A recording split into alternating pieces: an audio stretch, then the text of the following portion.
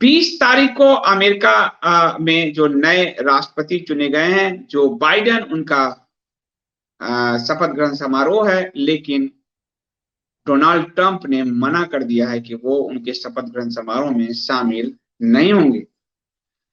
शुक्रवार को उन्होंने घोषणा की कि वो शपथ ग्रहण समारोह में नहीं जाएंगे और इस पर बाइडेन ने ट्रंप के इस कदम का स्वागत करते हुए कहा कि अच्छी बात है।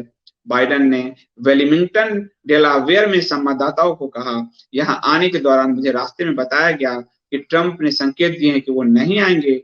बहुत ही कम चीजें हैं जिस पर वो और मैं कभी सहमत होते हैं। हाल की घटनाओं के बाद वो देश के लिए शर्मिंदगी का कारण बन गए हैं। उनका शपथ ग्रहण समारोह में नहीं आना एक अच्छी बात है। और उन्होंने कहा, ट्रंप संयुक्त राज्य अमेरिका के इतिहास में सबसे अक्षम राष्ट्रपतियों में से एक हैं, जिसने अरब और इजरायल में दोस्ती कराई, वो अक्षम है।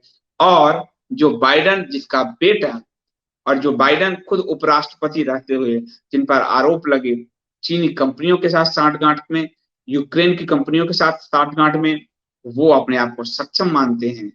ये साफ लग रहा है कि चाइना के हाथ में एक जो है अलाउद्दीन का चिराग लग गया है अमेरिका में, और जिसके कारण चाइना के हित में, जैसे बराक ओबामा ने पूरी अमेरिकन कंपनियों को चाइना में धकेल दिया, कुछ ऐसा ही है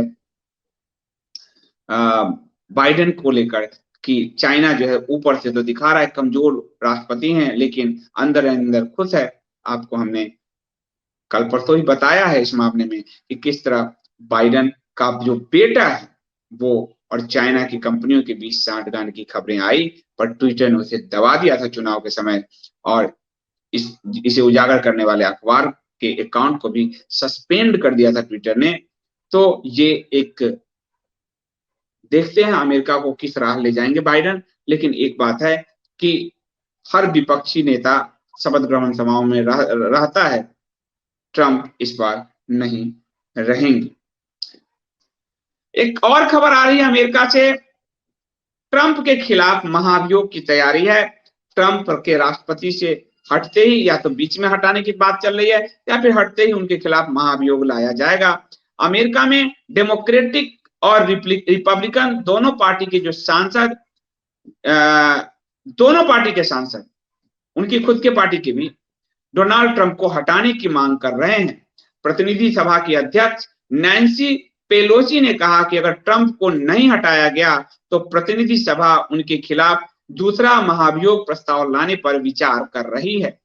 डेमोक्रेटिक पार्टी के शीर्ष नेतृत्व ने, डेमोक्रेटिक पार्टी यानी जो बाइडेन और बराक ओबामा और क्लिंटन की पार्टी, उपराष्ट्रपति माइक पेंस से अनुरोध किया है कि राष्ट्रपति डोनाल्ड ट्रंप को विद्रोह भड़काने के कारण पद से हटाने के लिए वह अमेरिका की संविधान का 25वां संशोधन लागू करें।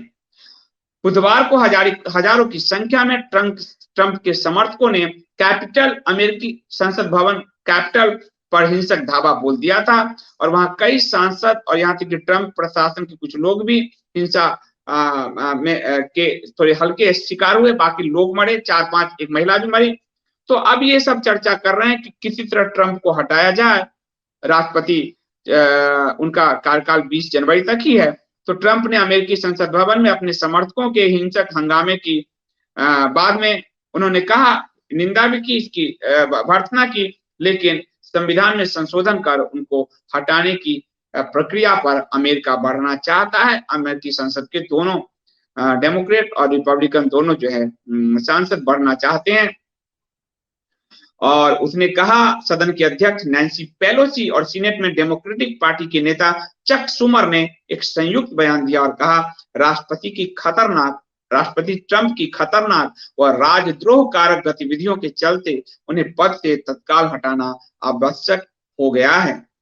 उन्होंने कहा कि हमने उपराष्ट्रपति पेंस से अनुरोध किया है कि वह 25वां संशोधन लागू करें, जिसके तहत विद्रोह भड़काने और खतरा उत्पन्न करने पर राष्ट्रपति को उपराष्ट्रपति व मंत्रिमंडल के सदस्य बहुमत से पद से हटा सकते हैं।